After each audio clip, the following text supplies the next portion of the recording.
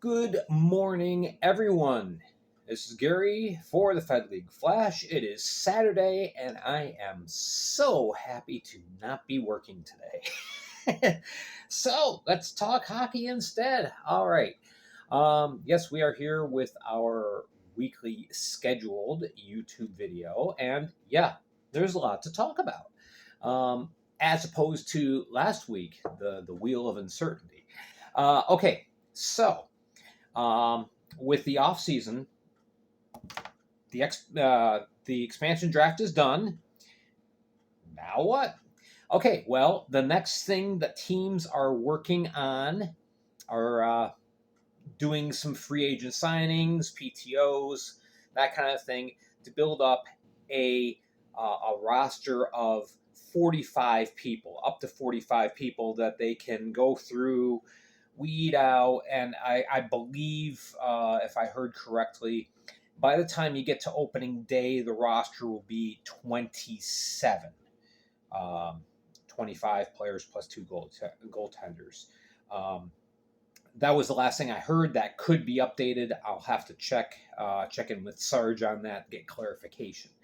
So there have been a couple of moves made. As a matter of fact, as soon as the expansion draft was done, the Columbus River Dragons announced that they were releasing Tyron Hunter, who appeared in a couple of games for the River Dragons, won 2 games, 457 goals against, 855 save percentage. Unfortunately, those aren't stellar numbers, and so with things getting pared down to 2 goalies per team, and there's goaltending competitions are going to be very, very hard-nosed, very tough this year.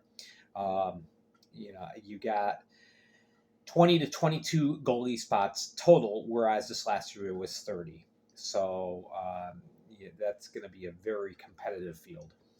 All right, so Tyron Hunter is looking for work. We'll see, what the future holds for him.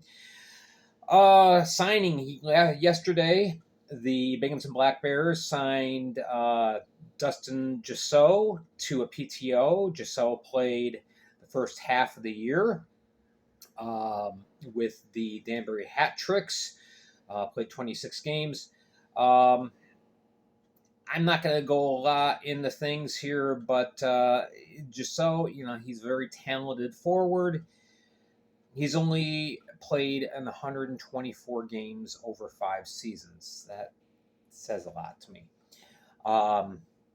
So we'll see what comes of that. All right, so that's it as far as roster moves for now. We touched on things last week. We said with the Wheel of Uncertainty, we had no idea what this next season was going to look like. We knew we had 9 teams. Were we going to have 12? No, we're not having 12. Danbury got ruled out on Tuesday. Excuse me, Danville. Danbury's in. The defending chaps are in. Danville looks like another year before they have things ready. So with Virginia, there was a lot of questions about, a lot of silence, but lo and behold, they participated in the draft on Thursday. Chose themselves 3 goalies and nine players. So we'll see what happens. I have no idea what the status is of things with the arena. Again, nothing has been said publicly about that since March 24th. I hope that the arena is going to be ready. All right. So now Virginia's in. We know we have 10 teams. We don't know what's going on with Elmira. We've touched on that, and I'm not going to get into things really with that. Now, with alignment, if you go to the Fed page, which is federalhockey.com, and you go to teams, right now, this is what they have listed as far as divisional alignment. And this just doesn't make sense to me. I think this is going to change. We have in the Empire, we have Baton Rouge, Carolina, Columbus River Dragons, Mississippi, Motor City, and Port Huron. That's the Continental Division. Continental Division, Baton Rouge, Carolina, Columbus, Mississippi, Motor City, Port Huron. In the Empire right now, they have listed Binghamton, Danbury, Elmira, Watertown, Virginia. This could change because of the Empire, the situation in Elmira. Bobby Howard, who does a podcast for the Binghamton Black Bears called the Power Play Post Show. Excellent show. If you're a Black Bears fan, check it out. He's on Spotify. He's also on Apple Podcasts, I believe. Very, very well done show. But he was the one that alerted me to this situation as far as how things are listed right now. With Elmira, things aren't looking good. I'll just be honest. I'm not saying it's done. It's just right now optics are not good. So right now you have this setup that I just went through.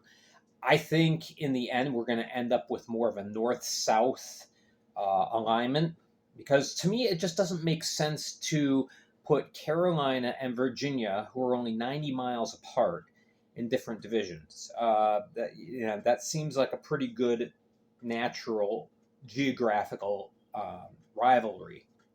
So regardless of how teams are aligned, when the schedule is made, you can be sure that Carolina and Virginia are probably going to see each other at least 10 times this year. Port Huron and Motor City will play each other a lot.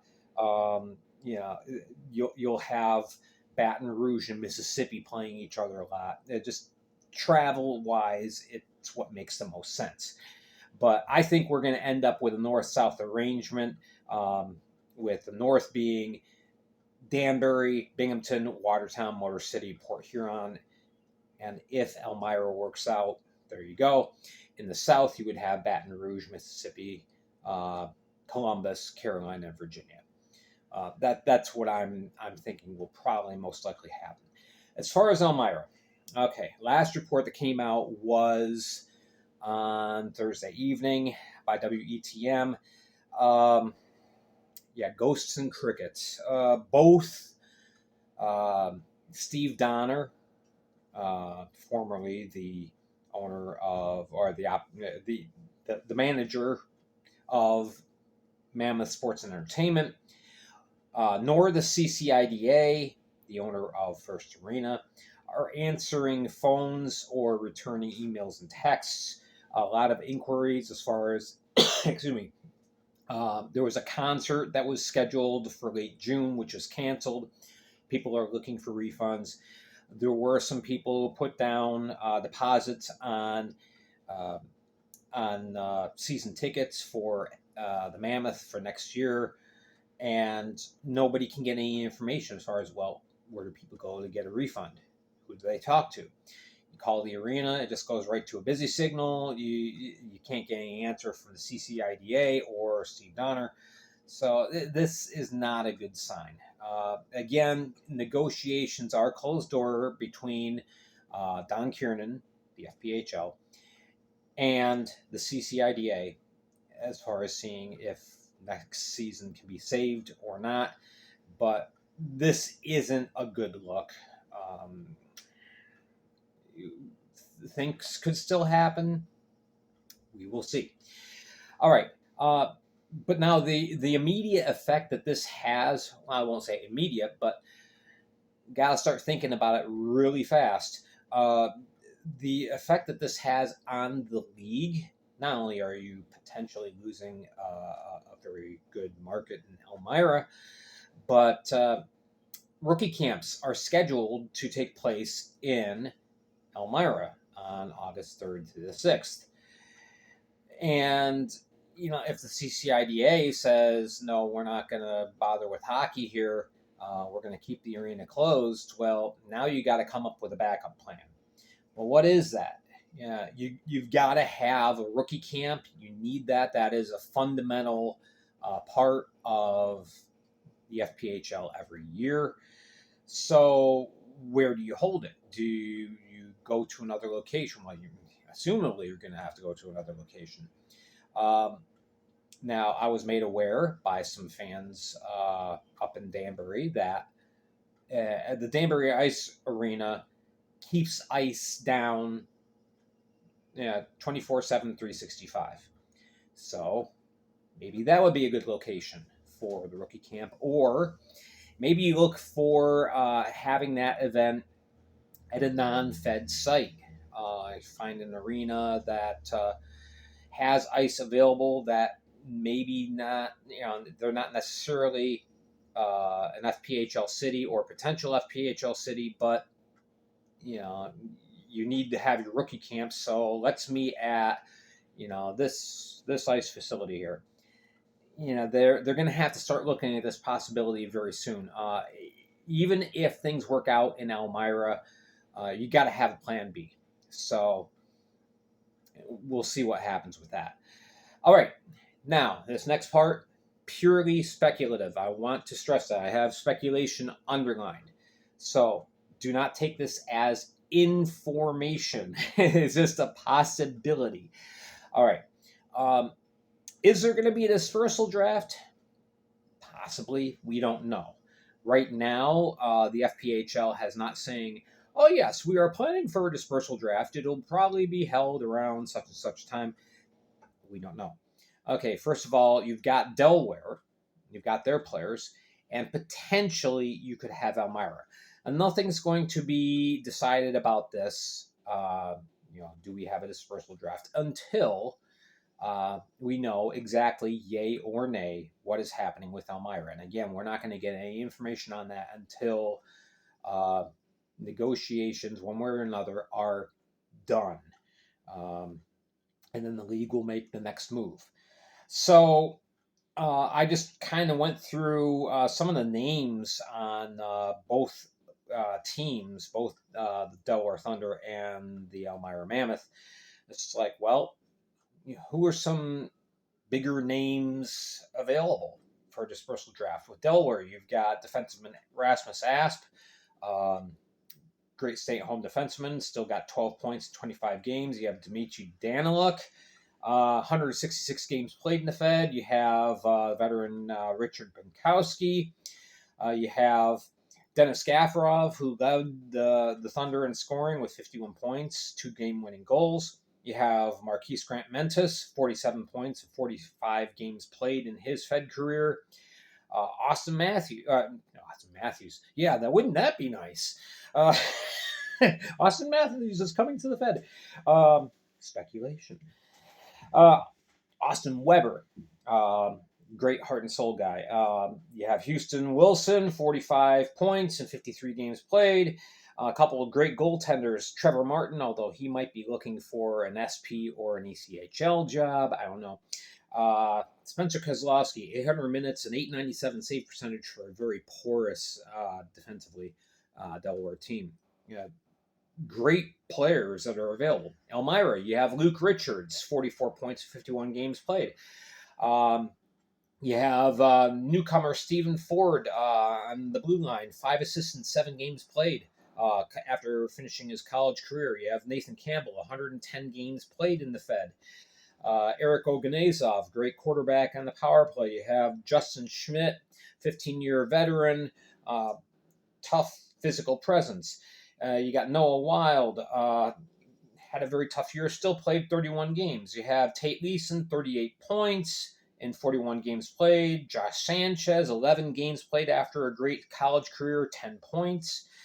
You have Thomas Proudluck and Danik Rodriguez in goal, 2 solid guys. So a lot of potentially great players that other teams could pick up. We'll see what happens. So anyway, last thing I want to mention, Fed League Flash, of course, we're here on YouTube, youtube.com @FPHL Flash. We're on Spotify for Thursdays, and we are now on Facebook. Go look for me on Facebook. I'll occasionally do a Facebook Live video or just type in what came up. Check us all out there. All right, thank you so much for watching and for your support. Hit like and subscribe, and we will talk to you again probably tomorrow. Take care.